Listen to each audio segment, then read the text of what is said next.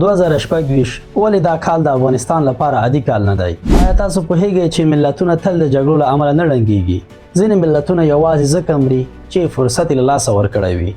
نو پوښتنه دا ده چې آیا افغانستان هم همدغه خاموش مرګ ته روان دی که نه؟ آیا افغانستان یو ځل بیا د تاریخ له تر ټولو لوی فرصت سره مخ دی که د وروستي چانس سره؟ ولې نړۍ نن افغانستان د جګړې لپاره نه بلکې د اقتصاد لپاره غواړي؟ ولې زموږ جغرافیه چې کلونه لعنت بلل کېده نن د نړۍ لپاره نعمت ګرځېدلی؟ که افغانستان دا ټول فرصتونه لري نو بیا ستونزه چیرته ده؟ خلکو کې، نظام کې که فکر کې؟ که د ولس پوښتنه او غږ بغاوت وګڼل شي نو اصلاح به څنګه راشي؟ او تر ټولو مهمه پوښتنه، څنګه امکان لري چې 2026 کال د افغانستان لپاره د بدلون زرین چانس شي، نه د تکراري ناکامۍ کال؟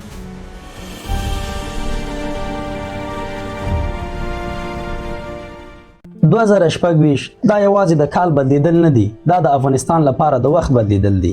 افغانستان ډیر کلونه د جګړې نوم و، د وینو سرلیکو، د درد مثال و. خو نن خطر بدل شوی دی. نن خطر جګړه نه ده، نن خطر دا دی چې فرصت شته خو موږ یې نه درکوو. ځینې ملتونه د بمونو له امله نه مري بلکې د فرصت له لاسه ورکولو له امله مري، او دا تر ټولو خاموشه مرګ وي. خو پوښتنه دا ده چې ولې 2026 کال مهم دی؟ ګورئ، نن نړۍ هغه نړۍ نه ده چې 10 کاله مخکې وه. نړیوال ځواکونه ستړي دي، اقتصادونه لړزیږي، اتحادونه ماتیږي او نوي بلاکونه جوړیږي. امریکا نور نه غواړي د نړۍ پولیس پاتې شي. اروپا د انرژۍ، کډوالۍ او اقتصادي فشار لاندې ده. پاکستان دننه له سیاسي بېثباتۍ، قرضونو او اقتصادي سقوط سره مخ دی. او چین په چټکۍ سره د اسیا، افریقا او منځني ختیځ نقشې بیا رسموي. په همدې بدلیدونکې نړۍ کې افغانستان یو ځل بیا د جغرافیه له امله د بحث مرکز ګرځېدلی، خو دا ځل د جګړې لپاره نه بلکې د اقتصاد، ترانزیت او سرچینو لپاره. منځنی ختیځ له جګړې ستړی شوی او اسیا د نړۍ د اقتصاد مرکز ګرځي، او په همدې نړۍ کې افغانستان بیا د نقشې په منځ کې راځي. په دې وجه نه چې موږ زورور یو، بلکې زموږ جغرافیه مهمه ده، زموږ قانونه مهم دي، زموږ موقعیت مهم دی، او دا هغه حقیقت دی چې نړۍ یې ویني که یې موږ ومنو یا نه. همدا راز افغانستان د مرکزي اسیا او جنوبي اسیا ترمنځ پول دی. هغه انرژي چې ترکمنستان، تاجکستان او ازبکستان لري باید له کومې لارې پاکستان او هند ته ولاړه شي. هغه سوداګري چې چین غواړي له ایران او منځني ختیځ سره وکړي باید له کومې لارې تیر شي. هغه بدیلې لارې چې روسیې غواړي باید له کومې سیمې واوړي. نو دا ټولې لارې د افغانستان له نقشې تیریږي. نو دا چې افغانستان د اسیا په زړه کې پروت دی دا یوه جمله نه ده، دا یو حقیقت دی. له مرکزي اسیا نه تر جنوبي اسیا، له چین نه تر ایران، ټولې لارې دلته یو بل ته نږدې کیږي. کلونه دا موقعیت د جګړې لعنت بلل کېده، خو نن همدا موقعیت د اقتصاد نعمت کېدلی شي. نړۍ نن د لنډو، خوندي او ارزانه تجارتي لارو په لټه کې ده، او افغانستان کولی شي دا تشه ډکه کړي، خو که عقل، ثبات او تدبیر وي. خو پوښتنه دا ده، آیا افغانستان یوازې تماشچي پاتې کیږي که د دې نوې لوبې برخه ګرځي؟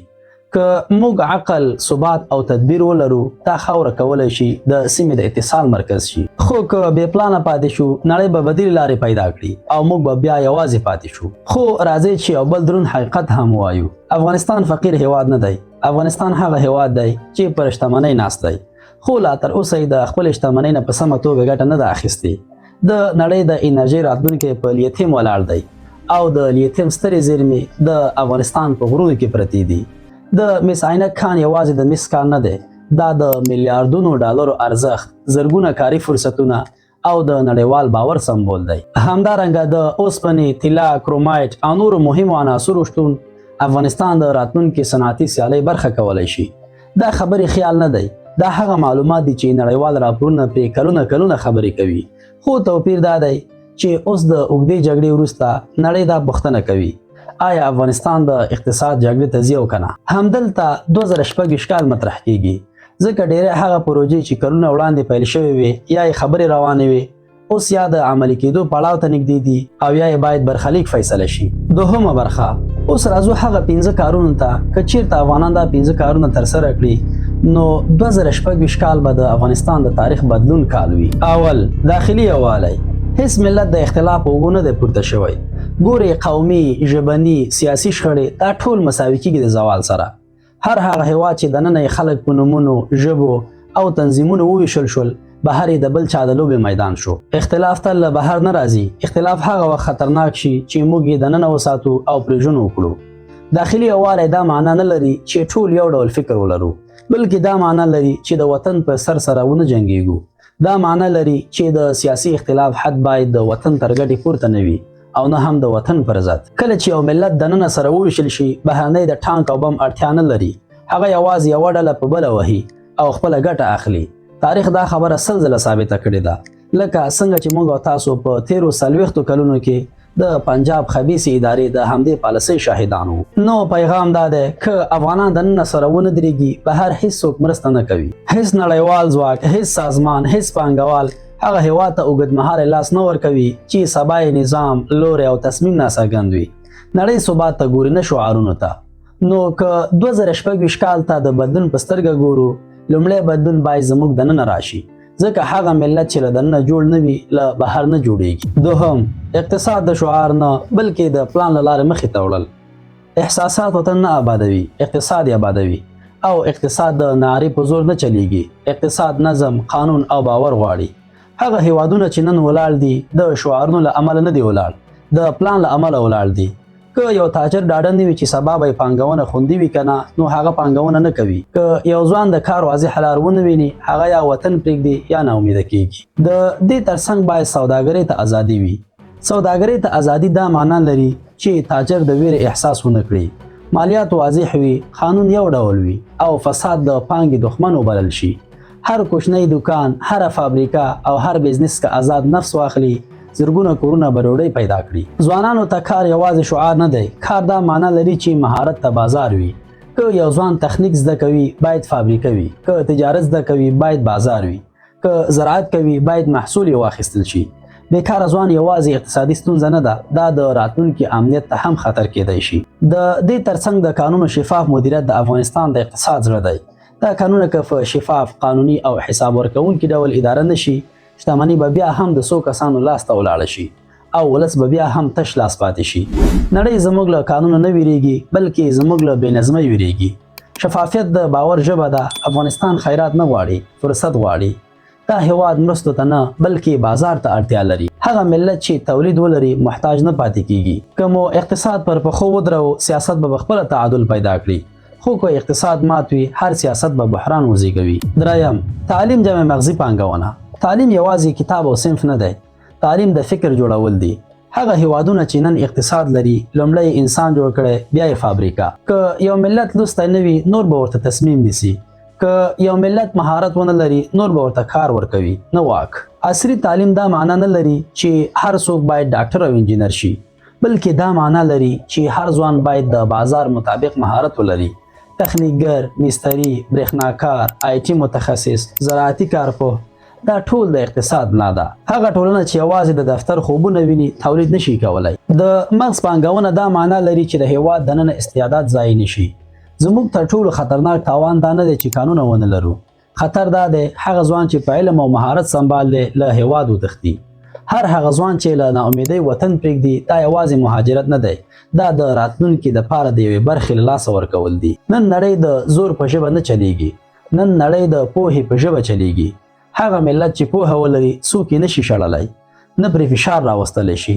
که موږ غواړو چې د 2026 کال یوازې کال نه بلکې بدلون وي، نو باید ښوونځي، مهارت او مغز د امنیت په کچه مهم وبولو. ځکه هغه هیواد چې پر وسلو پانګونه کوي، جګړه اوږدوي، او هغه هیواد چې پر انسان پانګونه کوي، راتلونکی جوړوي. څلورم، متوازن بهرنی سیاست. بهرنی سیاست احساس نه دی، محاسبه ده. هغه هیوادونه چې خپله پالیسي د غصې، انتقام او یا یوازې د شعار پر بنسټ جوړوي، ډېر ژر یوازې پاتې کیږي. نړۍ د ملګرتیا ژمنې نه تعقیبوي، نړۍ ګټې تعقیبوي. که موږ خپلې ګټې واضح نه کړو، نور به یې زموږ پر ځای تعریف کړي. متوازن سیاست دا معنا نه لري چې څوک دوست او څوک دښمن ونه لرو. دا معنا لري چې افغانستان باید د بل چا د جګړې برخه نشي. نن که یو هیواد یوازې د یو بلاک تر سیوري لاندې ودرېږي، سبا به د بل بلاک هدف وي. تاریخ دا ثابته کړې چې د لوی قدرتونو ترمنځ په یو اړخ ولاړ هیوادونه تر ټولو زیات زیان ویني. له ټولو سره اړیکه دا معنا لري چې دروازې بندې نشي. تجارت، ترانزیت، تعلیم او پانګونه سیاست ته نه، ثبات ته اړتیا لري. هغه هیواد چې خبرې پرې کېږي، منځوي نه پاتې کېږي. انزوا تر ټولو خاموشه بندیز دی. افغانستان باید پل وي، نه مورچه. که افغانستان ځان د اتصال مرکز وګرځوي نه د تقابل میدان، نو هر لوری به زموږ ثبات وغواړي، ځکه دا به د هغوی په ګټه وي. خو که موږ ځان مورچه کړو نور به دلته خپل حسابونه تصفیه کړي. نو که 2026 کال ته د بدلون کال وایو، باید بهرنی سیاست مو دومره متوازن وي چې نه څوک زموږ له نومه وډار شي او نه څوک زموږ له نشتون ګټه واخلي. متوازن سیاست کمزوري نه ده، متوازن سیاست عقل دی. پنځم، د ولس غږ ته ارزښت ورکول. کله چې ولس خاموش شي چاودنه حتمی ده. هیڅ نظام، هیڅ دولت او هیڅ واک تر هغه وخت قوي نه وي تر څو چې د ولس غږ وانه. تاریخ دا ښایي چې انقلابونه هغه وخت نه پیلېږي چې خلک خبرې کوي، بلکې هغه وخت پیلېږي چې خلک چوپ شي. چوپ ولس تابع نه وي، چوپ ولس ناامیده وي، او ناامیدي تر ټولو خطرناک حالت دی.